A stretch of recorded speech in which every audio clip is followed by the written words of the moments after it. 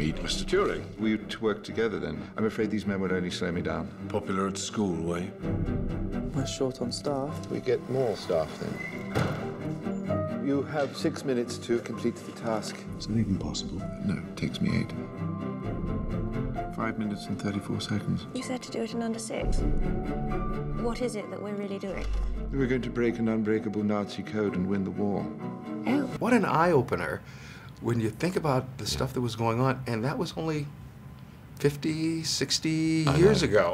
It's recent history, and it's kind of shocking. It's shocking to think that a man who was at the forefront of bringing about an end to a fascist overhaul of democracy was then rewarded by his government and democracy by being persecuted for his and prosecuted for his sexuality. It's barbaric. The choice between 2 years imprisonment or chemical castration, and it was the reality for hundreds of thousands of people, not just Alan, but it's the man committed suicide age 42, having invented the computer, helped beat Nazism, and done some extraordinary work in furthering our understanding and the science of artificial intelligence.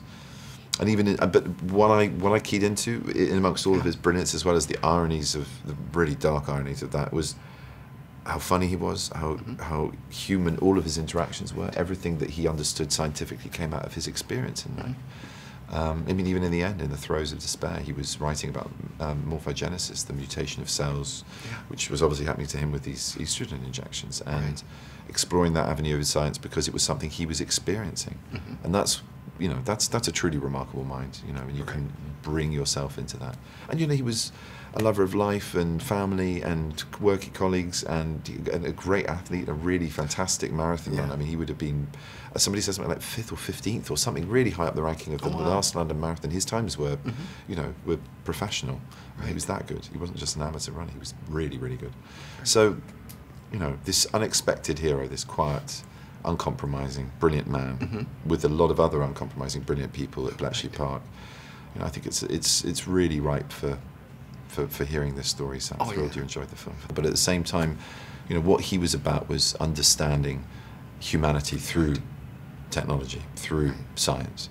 And both things were just completely in flux and fluid with him in his nature. And that really appealed to me about him as a character. He wasn't someone, you know, an isolated genius. And even when he becomes like that because of how emotionally hamstrung he is with losing his love in his adolescence, you know, Kira's character, brilliantly played by character Joan Clark, sort of, well, just he sort of resurrects the human in him, which is a beautiful thing. A lot of times we don't think about how much time or things have changed in society until, like, when your character came on, it was really kind of the kick in the face where they're like, oh, the secretaries are over there. Yeah, yeah. You need to be there. Yeah, I mean, although what's extraordinary about that is you still read about the brain drain of like women who go to universities and get the top degree, and then as soon as they go for jobs, instantly their pay is down and they're not going for the same grade as men. So as much as, yeah, of course it's much better, it's still an issue. And I think that's what's sort of extraordinary about this story as a whole. You go, yes, it's very specifically a story of the breaking of the Enigma Code and how particularly gay men were treated in the 40s and 50s. But equally, it's a story of prejudice, and it's a story of people despising people for their differences, and that still happens today. You know, you still get people beaten up in homophobic attacks or killed in homophobic attacks. You still get sexism. You still get racism. So I think that's why it's kind of important that you still tell these stories that are saying, hey, we need to be vigilant about this. We need to keep watching ourselves. Maybe one day people will grow up and just realize, you know, there's no difference in anything. Maybe they will, although, you know, you read the Greeks, you read Homer and you go, wow, we haven't changed since 2,000 years. So I don't know, I mean, not to be negative or anything, but this is ridiculous. It is. Like you said, one day, a film where it's all just happy everyone's lovely. And we're all getting equal pay. Where would you get the drama?